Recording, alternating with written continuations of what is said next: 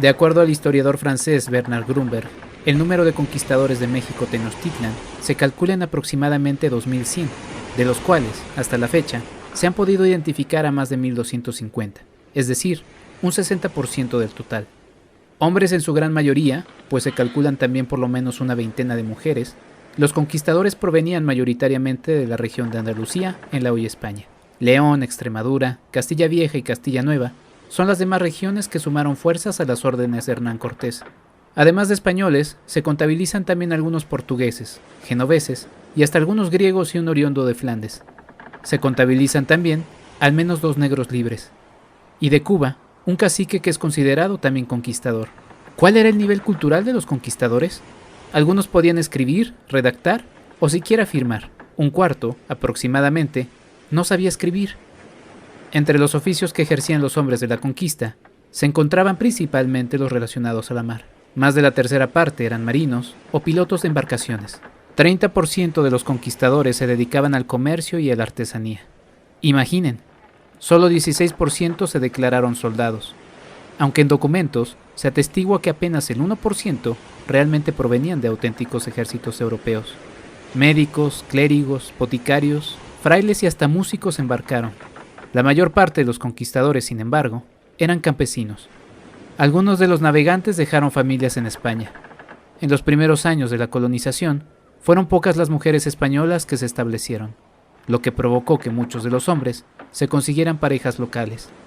Con el paso de los años, prácticamente la mayoría de los pobladores llegaron casados, casi todos también, con mujeres españolas. Tras la conquista, un 84% de los conquistadores decidieron quedarse en el nuevo territorio, formando así una nueva sociedad. Bienvenidos al especial 499, episodio 4. Nuestro tema, el conquistador.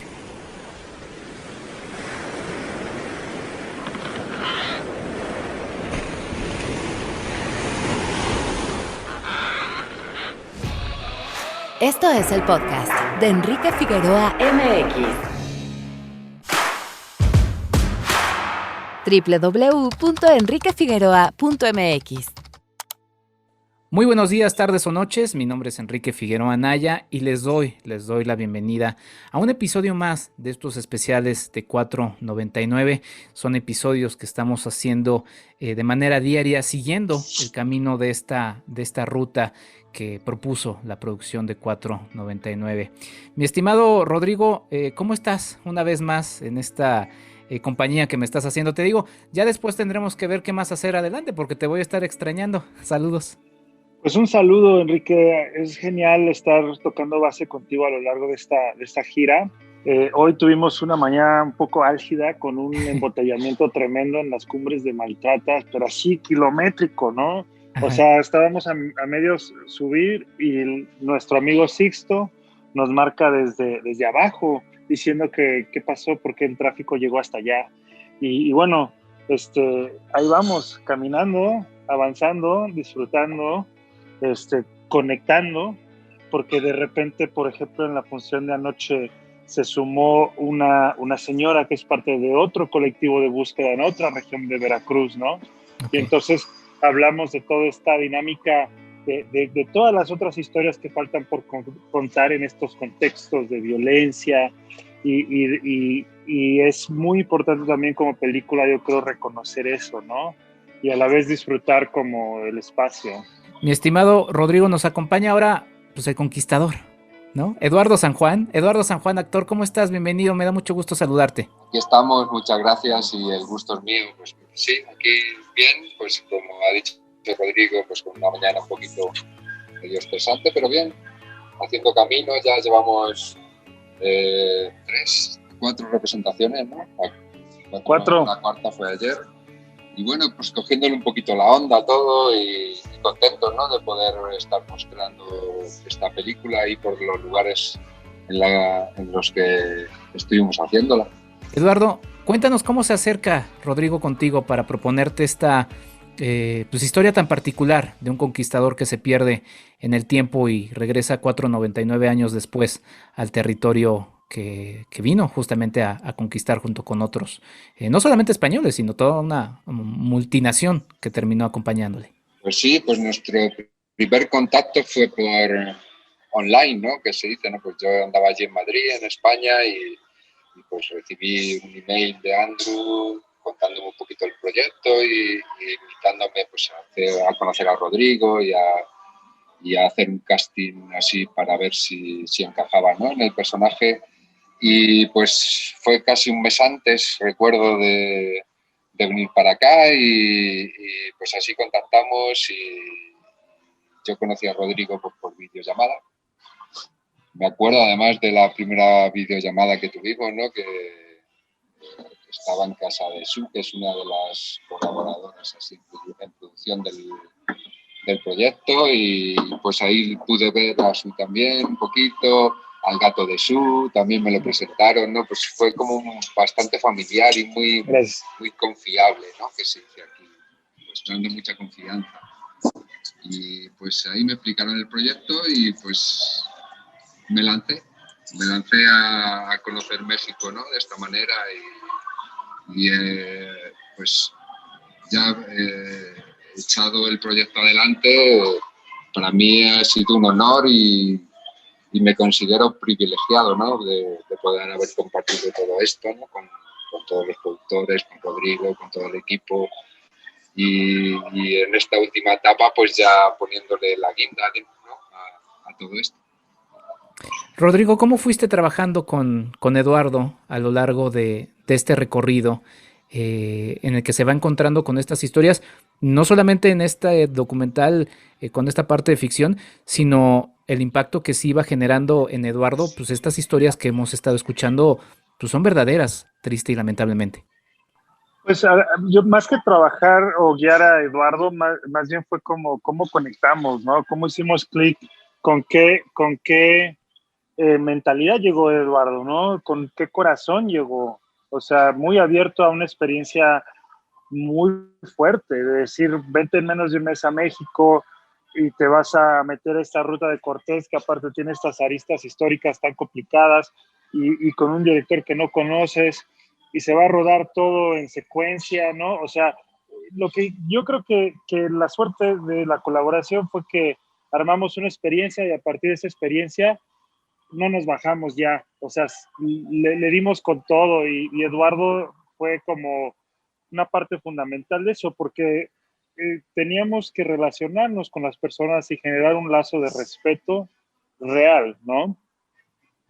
Y Edu estaba ahí presente en todas las charlas, conectando, haciendo su parte para generar esta conexión y esta comulgación, ¿no? Con todas las personas. Y ahora que hemos vuelto, es bien interesante ver cómo sí nos extrañamos y sí nos queremos con las personas, o sea, con Sixto, con Marta, con Jorge, todos estamos enrollándonos, conectados, felices de vernos, y eso es muy grato porque a menudo las películas son muy, pues sí, tienen prácticas muy explotativas, ¿no? De llego, dame lo que quiero, ahí nos vemos, les mando la foto desde la platea de X festival, ¿no? Entonces, era para nosotros fundamental no operar de esa manera y saber escuchar como creadores, ¿no? Y Edu llegó con esa onda, o sea, bien comprometido con lo que habíamos pactado y a mí me subió, ¿no? Esa marea me levantó mucho. Eduardo, en México obviamente el tema de la conquista y el nombre de Hernán Cortés y todo eso tiene un impacto pues muy grande, ¿no? Pero ¿cómo lidiabas tú o cómo vivías tú allá en Madrid, en España? Que es muy diferente la relación justamente con esta parte de la historia que compartimos. Sí, bueno, pues yo aquí en España realmente pues no se habla tanto de ello, ¿no? Es más, yo quizá ahora un poquito más, ¿no? Pero yo soy de una generación pues ya un poquito pasada, ¿no? Tengo 42 años ya cumplidos y yo he de decir que en el colegio pues poco nos enseñan, digámoslo así, ¿no? Que se pasa muy por encima o se pasaba muy por encima, ¿no? No sé cómo andar ahora, se pasaba muy por encima toda esta etapa y este episodio y más allá de decirnos que Colón vino y casi salvó, ¿no? Al continente de la barbarie, prácticamente pues mucho más no se dice, ¿no? Y pues Hernán Cortés ni siquiera es tan importante, ¿no? Pues bajo mi punto de vista y lo que yo he percibido, ¿no? Habiéndome criado, ¿no? en ese sistema educativo, se habla de Colón y de poco más, y se habla de una manera pues muy superficial. Sí que es verdad que pues, con el pasar de los años ya vamos reconociendo un poquito más lo que pasó, que al final es reconocer una realidad, porque muchas veces en España nos sentimos ofendidos porque se muestre, ¿no? Cómo pasó y qué pasó. Y yo siempre pues, pienso que es porque nos sentimos herederos de todo eso y no tendríamos que sentirnos tan herederos, ¿no? Porque al final la corona española también es la que oprimió pues, al pueblo español o castellano, como queramos llamarlos, en esa época, ¿no? Pues allí en España somos pues la consecuencia también de la mezcla de muchas culturas, y en esa etapa se borraron muchas y se borró esa memoria que en algunos casos ya va a ser irrescatable, ¿no? No como pasa aquí en México, que sí que ha habido una resistencia a que esa cultura se borrara del todo, digamos así, pues allí hay ciertas costumbres o cierto conocimiento que se borró del todo. Poniendo un ejemplo, pues la caza de brujas o la quema de brujas que se hizo allí en España, en Europa en general, vació de contenido una cultura que venía trayendo muchos siglos atrás ciertas ventajas, ¿no? En medicina, en conocimiento de plantas, y no solo ese ejemplo, sino pues la cultura musulmana también, que rechazamos mucho y de la cual somos hijos también, ¿no? Allí en España pues también se masacró, y pues por eso yo no comprendo muy bien la ofensa esta que recibimos como tan dura, ¿no? de ese reconocimiento de lo que pasó aquí. Uh-huh.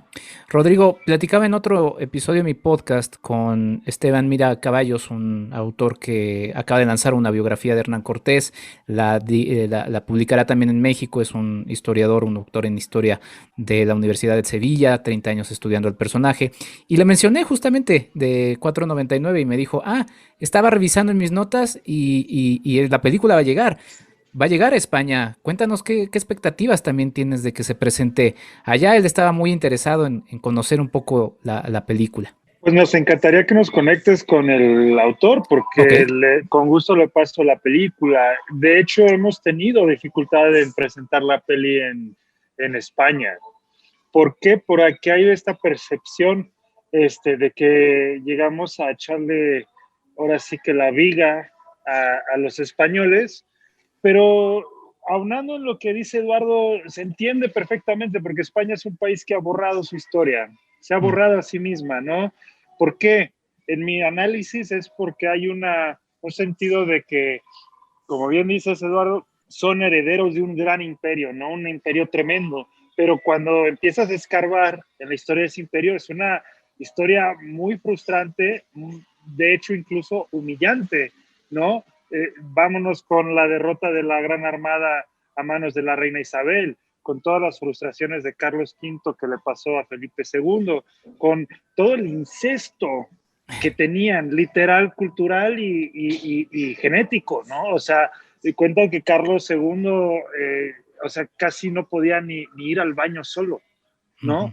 De lo mal que había quedado por todos los cruces genéticos. Entonces, empiezas a escarbar, te das cuenta que España, con toda la riqueza que generó en el Nuevo Mundo, la malbarató en guerras religiosas y en todo tipo de cruzadas políticas en Europa, ¿no? A lo largo del siglo XVI, XVII, y es una historia dura, o sea, no puedes verla, porque para verla tienes que decir, bueno, a lo mejor el imperio no era lo que creíamos, ¿no? Y justamente ese tema de la memoria, yo creo que, y lo digo como alguien que ha vivido en España, ¿no? Entonces tampoco tan ajeno, como extranjero, pero insider también, ves el tema de la guerra civil y cómo se ha manejado esa memoria y cómo se ha reprimido, cómo se ha reinterpretado para beneficio de la política, ¿no? De la transición política, por ejemplo,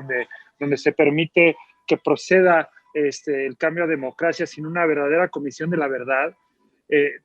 Las consecuencias están ahí claras. O sea, si dentro de España no se pueden poner de acuerdo sobre qué hacer con los restos de un dictador genocida, imagínate qué recepción le van a dar a una película como 499. Sin embargo, la película yo no creo que caiga en esa culpa facilona de patriotismo barato, francamente, de echarle la culpa a los españoles de todo el desastre que hay en México, ¿no? No es eso en absoluto. Hay que entender que son sistemas transnacionales, transhistóricos, que operan a lo largo de 5 siglos, y hay diferentes actores. En este caso, sí es importante que lo vea un español, porque sí participó el conquistador de ese proceso, ¿no? De esa sistematización de la explotación y la violencia en nuestro territorio, ¿no? Pero la película no va a decir, ay, miren, aquí vino el que lastimó todo, ¿no? Y el que tiene toda la culpa. En absoluto, no es eso. Y yo sí quisiera que la película tenga un buen camino y una vida en España, y en su momento llegará. Yo creo que esta ruta justamente que estamos haciendo va a llamar mucho la atención, y la gente que se anime a verla va a darse cuenta de que no estamos tratando de usarlos como chivos expiatorios.